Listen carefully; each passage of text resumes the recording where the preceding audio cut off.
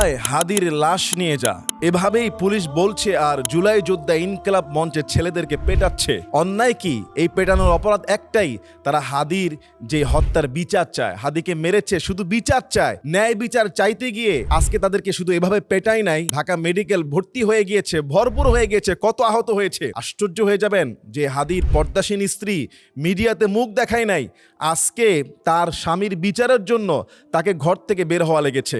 তার স্বামীর বিচারের জন্য আজকে সে আমাদের প্রধান উপদেষ্টার বাসভবনের সামনে তাকে সেই বিক্ষোভ কর্মসূচিতে অংশ নিতে হয়েছে। আমার দুঃখ লেগে শুধু তাই না, হাদির রত্নগর্ভা মা, যাকে নিরাপত্তার সবচেয়ে সম্মান দেওয়ার কথা ছিল রাষ্ট্র, যেই জুলাই বিপ্লবীর রক্তের বিনিময়ে আজকে সরকার তার মাকে পর্যন্ত লাথি দিয়েছে। স্কলাররা বলেছে, আল্লাহ যেই পাগুলো হাদির মায়ের বুকে লাথি মেরেছে সেই পাগুলোকে অবশ করে দিও। পুলিশ তারা আমাদের বন্ধু হওয়ার কথা ছিল, সহযোগী হওয়ার কথা ছিল। সাংবাদিক পিটায়া, শুধু শুধু হাদি জুলাই যোদ্ধা না, সাংবাদিক পিটায়া পুলিশ হাসতেছে। একজন মানুষকে মাঝখানে পেয়ে চতুর্দিকে হায়নার মতো ঘেরাও করে তারা পেটাচ্ছে। একটা টুপিওয়ালা পাঞ্জেবওয়ালা এক ভাই দাঁড়িয়ে আছে, তাকে পেটালো দেদারসে ইচ্ছা মতো। টুপি দাড়ি দেখলে মাথা গরম হয়ে যাচ্ছে। এরা কি মুসলমান না? এরা কি আসলে আমাদের দেশের বন্ধু নয়?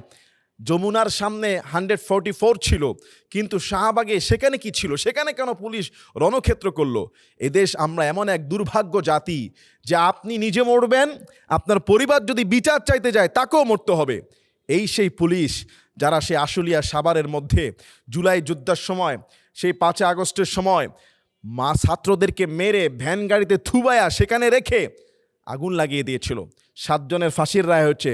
আমি বলবো, বন্ধু আমাদের পুলিশ, আপনাদের শিক্ষা নেওয়া উচিত। মনে রাখবেন, আপনারা কারো হুকুমের গোলামি করতে গিয়ে, অতিরিক্ত করতে গেলে বিচারের সম্মুখীন কিন্তু হতে হবে। আগের বাংলাদেশ নেই, প্রত্যেকটা ফুটেজ কিন্তু রেকর্ড হয়ে যাচ্ছে। কিভাবে পারলেন আপনারা হাদির মায়ের গায়ে আপনারা হাত তুলতে? আর সরকারকে আমরা বলবো, 2টা বছর আপনারা সরকারে ছিলেন, এখনো পর্যন্ত মানুষের জানমালের কোনো নিরাপত্তা নাই।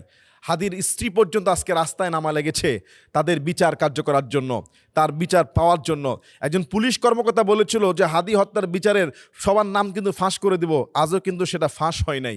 আমি জানি না যে বাংলাদেশের এই রক্ত কবে থামবে। আল্লাহ, তুমি এই জুলাই যোদ্ধাদেরকে, ইনকিলাব মঞ্চকে